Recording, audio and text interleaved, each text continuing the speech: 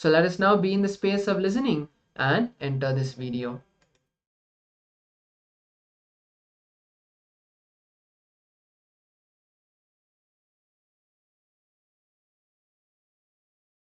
What you feel as first person, I. You all know first person means I, second person is you, third person is he. Body is never first person. Whoever believes, cognizes body is first person is called rogi, sick.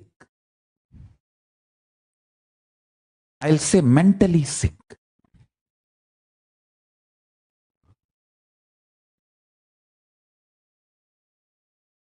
Not just physically, mentally sick. Body is never a first person. That is a first cognition you need to have. For a practicing Hindu, all practicing Hindus are supposed to be practicing yogis. For a practicing Hindu, for a practicing yogi, body is second person. He, sorry, not he, you. Body is second person. Understand? Whoever looks at the body as the second person, you will be free from all sickness. The fundamental disease as per the Ayurveda, Paramashiva's medical science, hunger and sleep, even that will disappear if you cognize body is second person. Understand, body is really not first person. You being taught body is first person is the fundamental delusion. And from there starts all exploitation and bondage. Society starts exploiting you. Everyone starts exploiting you. The moment you are tied with this fundamental delusion, body is first person. I tell you, I'm making this statement. Just this one realization, your body is not first person, it is second person for you. You will conquer all diseases, disorders. You will never be a rogi, you will be bogi. Means a person with a lot of pleasantness. Understand? Surely bogi is lesser than yogi, but much higher than rogi. Rogi is person with sickness forever. Bogi is person with pleasantness forever. I tell you, just this one cognitive shift, powerful cognition. You are not, your body is not first person for you. Your body is second person. That powerful cognition, cognitive shift, when you manifest that powerful cognition in you, your whole blood will feel like a honey. Your whole body will have so much of bhoga, pleasantness. You will become such charismatic person. Anybody who comes around you, you will seduce them. They will fall for you. Understand, just this one cognitive shift can heal all sickness. When you see body as a second person, you will eat so less. You will eat only what is needed, and the whole alignment of the quality, quantity related to food will happen automatically when you start seeing, cognizing your body as a second person. And the sleep will drastically reduce. The quantity will reduce and quality will increase, and the depth of the sleep will become turiya, I tell you. Please understand.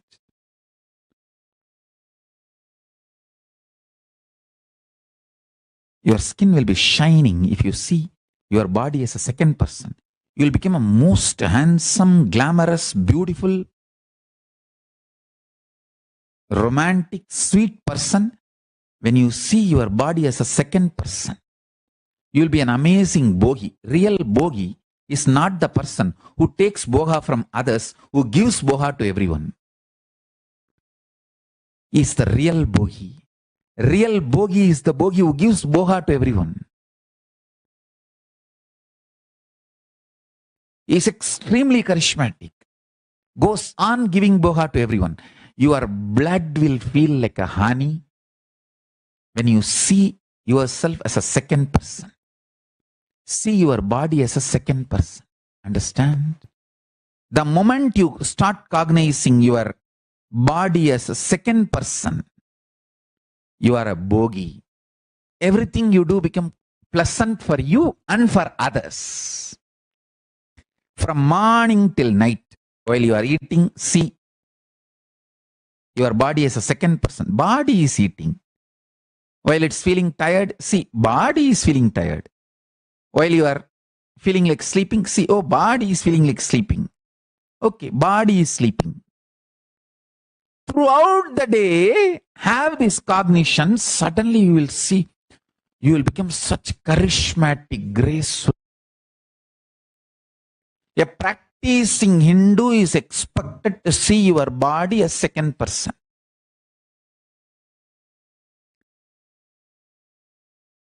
Practicing yogi should cognize body as third person, not even second person. If you start cognizing your body as the third person, you will manifest all kinds of possibilities. Extraordinary yogic fiats. You will not have fear in the muscles. Fear in the muscles is called pain in modern medicinal terms. Understand? Bhaya in the muscle memory is pain as per modern medicinal system. If your muscle memory do not have bhaya, it just will do anything it wants. If you see your body as the fourth person, what is fourth person? Means cognizing all bodies are your bodies. You can spontaneously, simultaneously operate all bodies through your will or free from the will. While you are operating the body you are holding. Just like the body you are holding, how you can operate simultaneously, spontaneously, you can operate all the bodies all the time. That is what I call incarnation. Understand? If you see your body, if you cognize your body as the fourth person, you are an incarnation. The Meenakshi Sundareshwara's body is an incarnation body. They were seeing their bodies as fourth person. Then you manifest all powers. Whoever manifests powers for those few seconds, when you manifest powers, you are in the state, you see your body, you cognize your body as fourth person. Understand? If you can read through others' third eye, if you can manifest powers through others' body, those few chanas, seconds, you are in the space of fourth person. That is how you manifest powers. Whoever manifests powers through other bodies, cognize themselves as fourth person for those few seconds. Understand? Yoga is all about raising yourself next level. From the first person, move to the second person. From the second person level, move to the third person. From the third person level, move to the fourth person level. That's all is yoga. Yoga, as per Paramashiva, is helping you, supporting you, step by step to move from the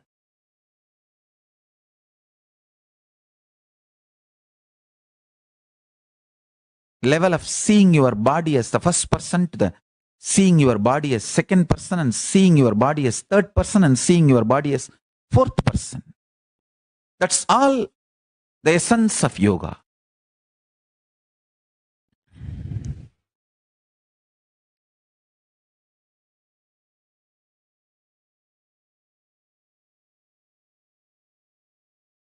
You can use multiple methodology for this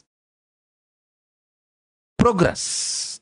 For example, when I see myself from fourth person, I know the chemistry of my body, how it functions.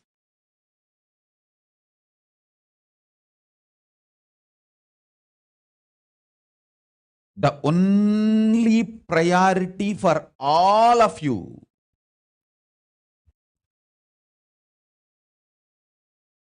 please understand, I am talking to anyone who has a little love or sympathy for me. For all of you, take this as a guru walk. Make your body consciously strong. Listen, gym will build muscles, but only yoga and Ayurvedic lifestyle will make your body conscious. See, only yoga will make your internal organs strong. Just see all over the world, especially in India, all these gym bodies are just dropping dead. All these gym body fellows, dying. Because gymming builds muscles, makes you look very nice in the outside. Yoga makes your internal organs strong and your ability to manifest consciousness strong.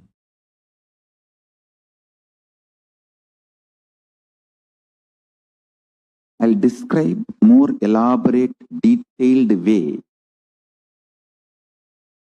capturing exactly the impact of delusion on individuals. See, when you go to deep sleep state and move from there to dream state, from there to waking state, all these movements, if it flows smoothly, it's called health, mental health.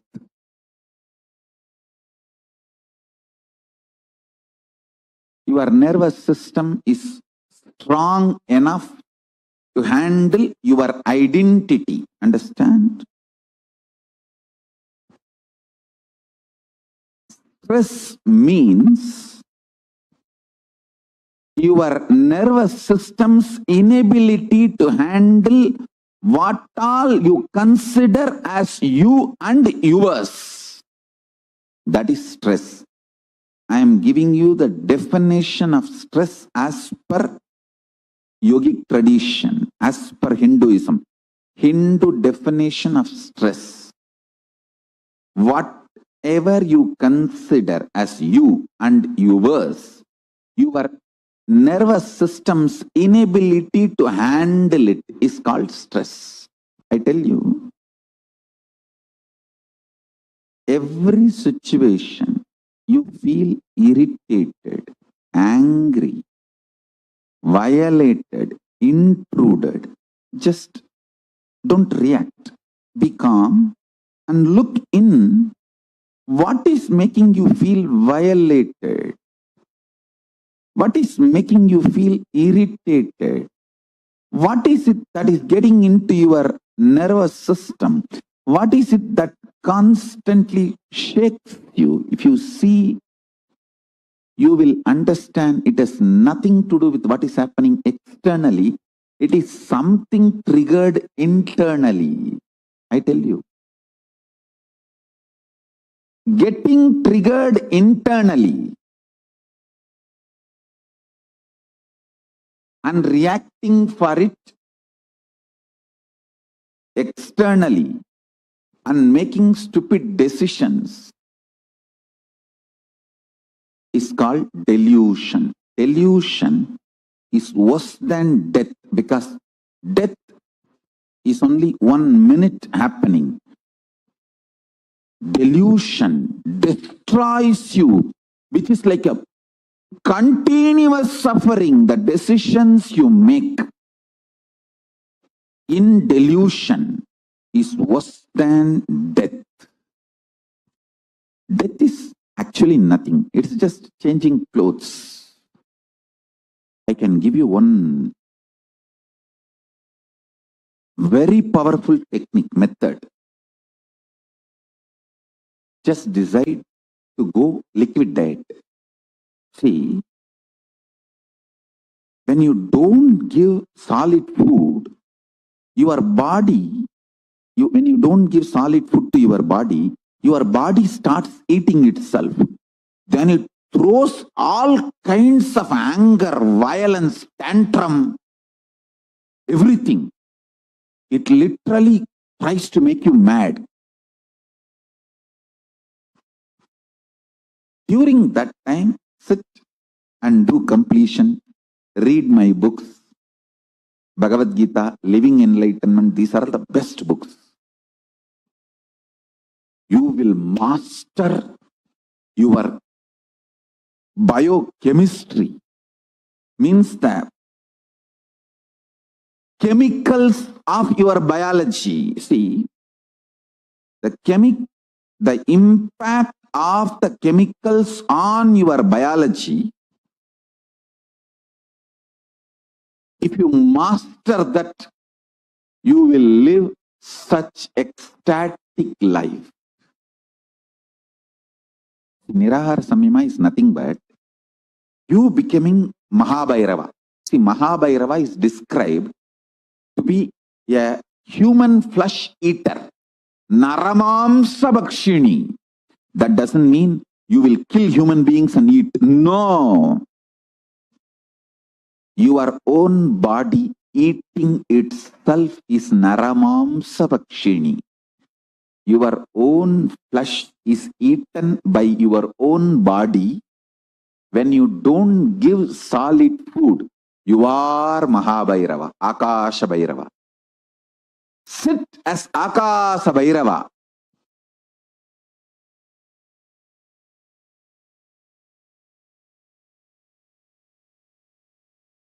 The first truth I wanted to reveal to all of you. Our biology thinks. Listen. Thinking is the activity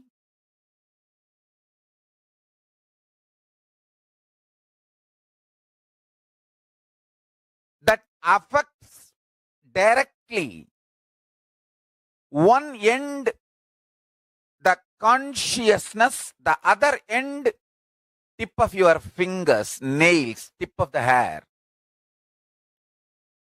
I mean, the whole thing is directly involved, affected in thinking. Understand? I'm using two words. Your nail, the fingertip, or tip of the hair, don't think it is not involved in thinking process. It is only affected by thinking process. No. No. I'm using two words. Consciousness. One end. The other end, your biology. Whole thing is involved,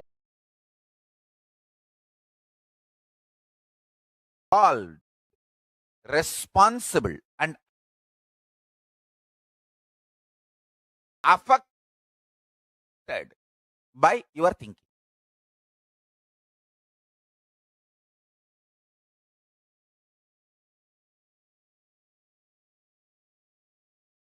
Involved in your thinking,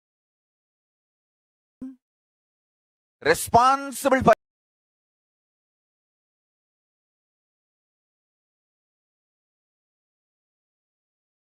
your thinking, affected by your thinking. Understand, please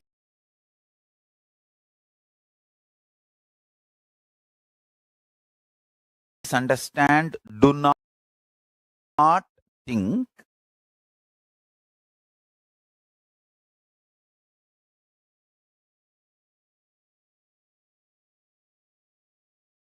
only your mind thinks, or only your neurological parts are cognizing. No. Whenever you think, your mind thinks. You think,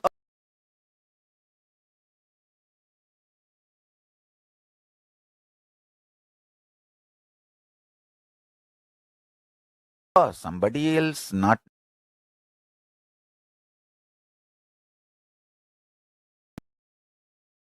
me.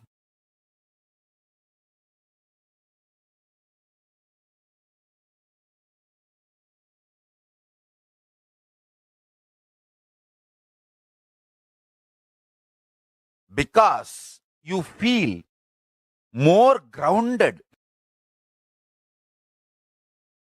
with your biology than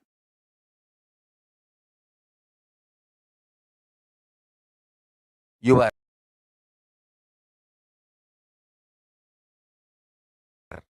mind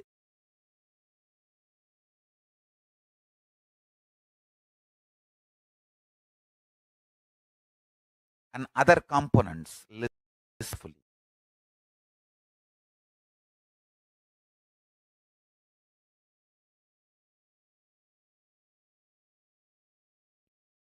One important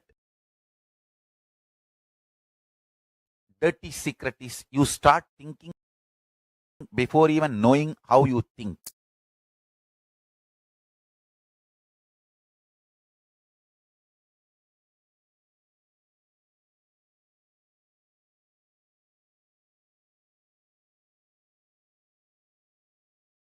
You start thinking without even knowing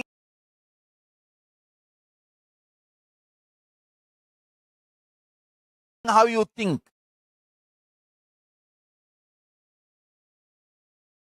You start thinking without even knowing how to stop thinking.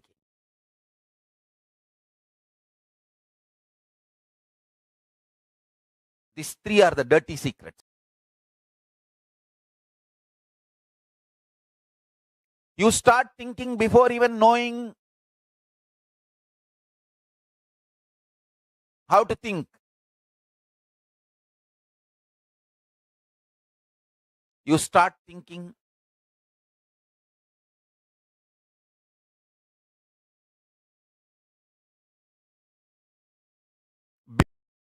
before even stopping how to think. And you start thinking without even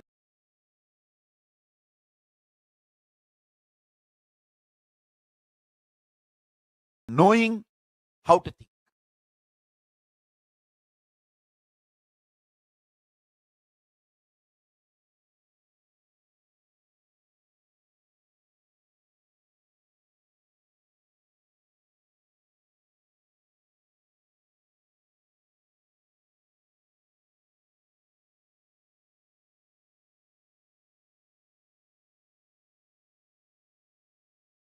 Without knowing,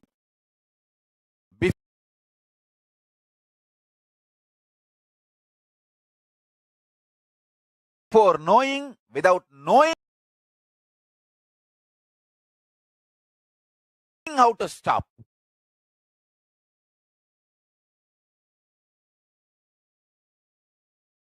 All these three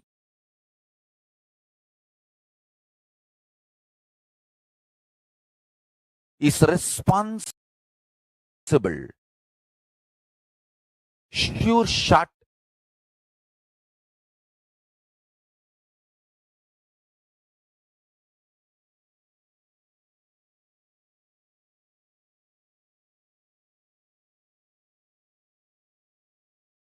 sure recipe for this. You need to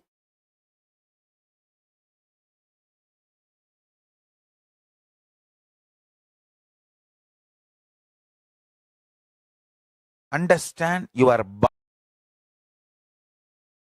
biology things. Means the whole system things. That is when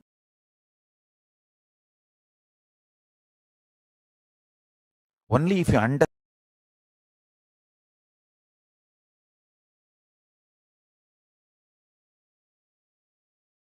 your biology things, you will bother about the food you eat.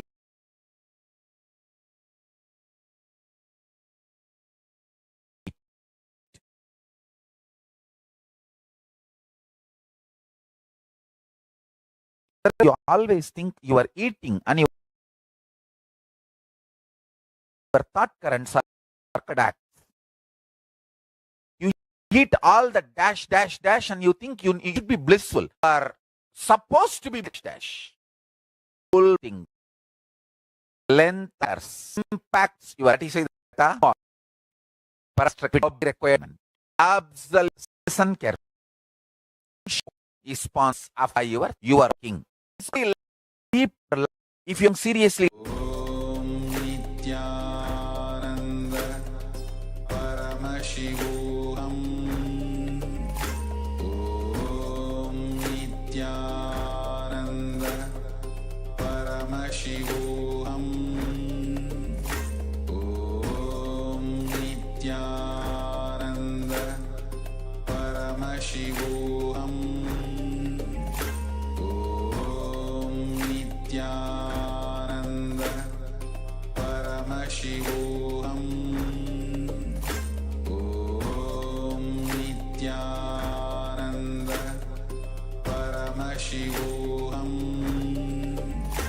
Om Nityananda.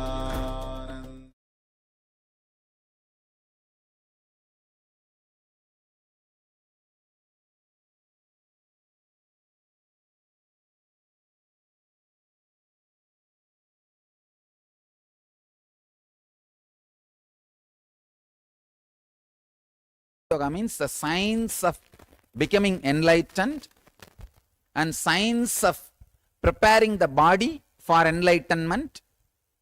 You can say the science of bolting the enlightenment experience in your physiology. So that is Hatha Yoga. He's a great master, Swatmarama. I was just going through his books, his works. When I was going through a sloka, it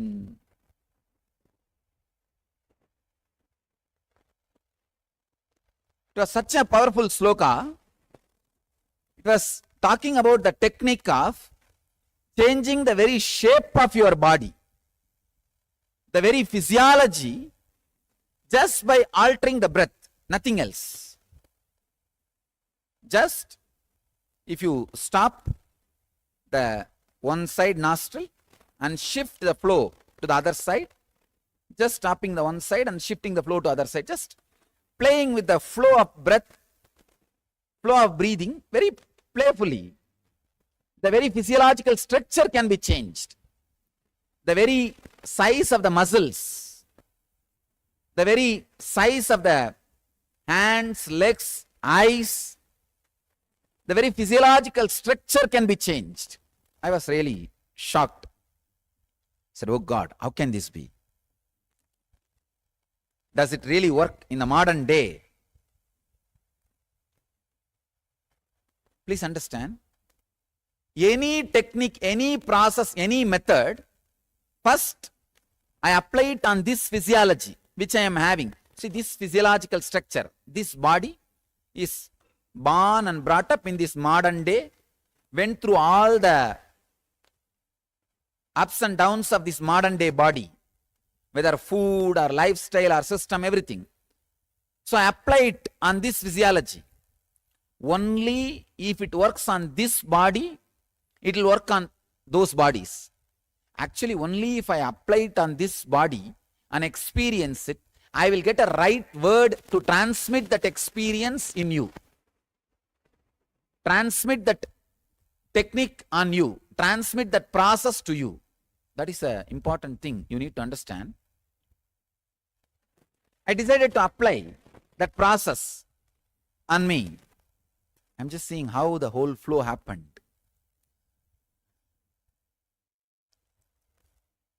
See, for example, if you lift 10 kg with your right hand, some changes happens in your muscles. Some changes happens in your breath, breathing. Some changes happens in your chakras, energy centers.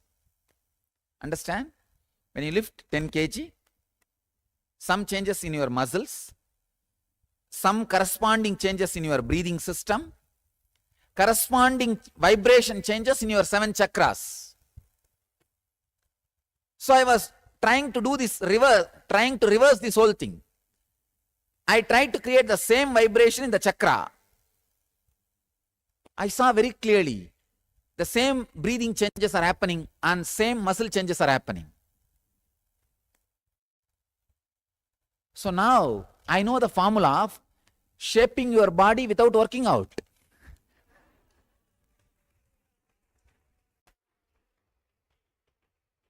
You don't need to work out.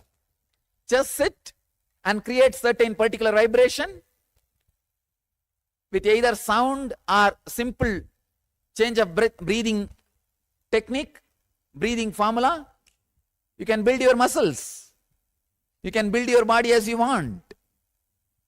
It was such a strong revelation. Oh God. And I tried for 2-3 days. I could literally see body bulging or shrinking. So suddenly I got an idea. Why not make a mystical body? Body itself so mystically. So the whole right side should look like masculine. If they photograph, it should be very masculine, manly, and the whole left side should look like Devi, feminine. Just all I did is 24 hours played with the breathing. I literally saw one side separately bulging and becoming masculine, the other side becoming thin and just feminine grace. Just 24 hours. I thought, oh God, what a science. What a great science.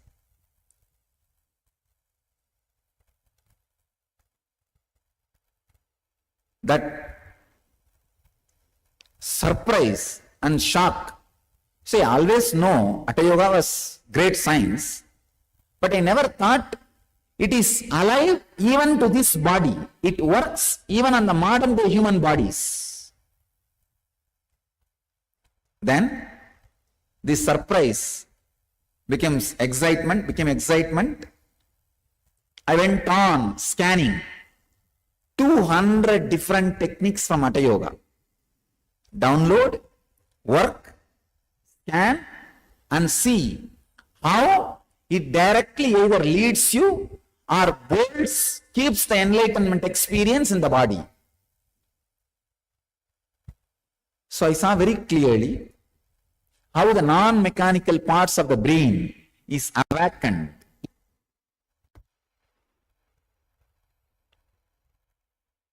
How that enlightenment experience can be stored in the body. The intelligence can be stored in the body. So every day it was such an excitement. Free time, 53 days. Where will I get? Every day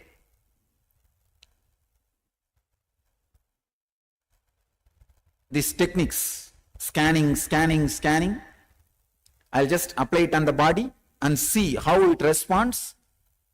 It takes hardly 3 to 4 seconds only for the technique to respond and express its full expression in my system. So in ordinary body, it may take just 2 to 3 hours, that's all, nothing more.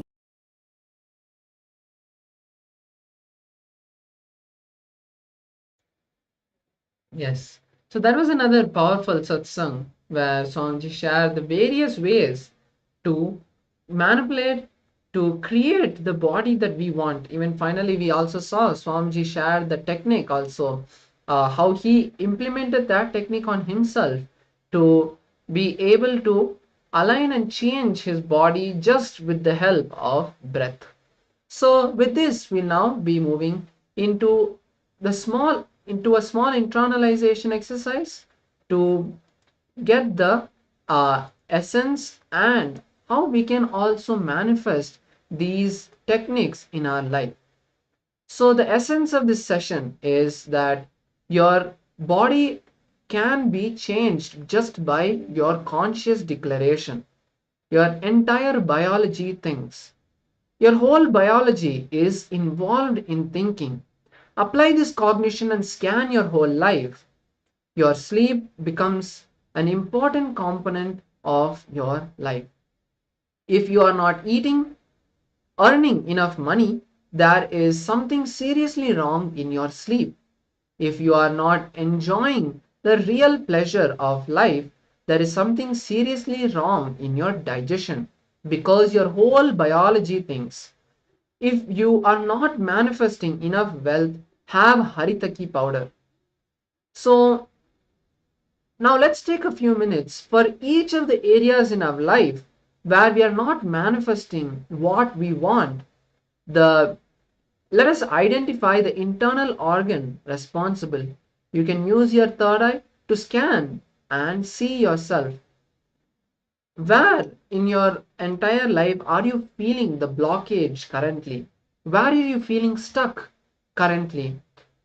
Take a few moments to now look at your life and see the various places you are feeling stuck, and you can write down the organ that you feel which is connected to that. Let's take a few minutes to do this process.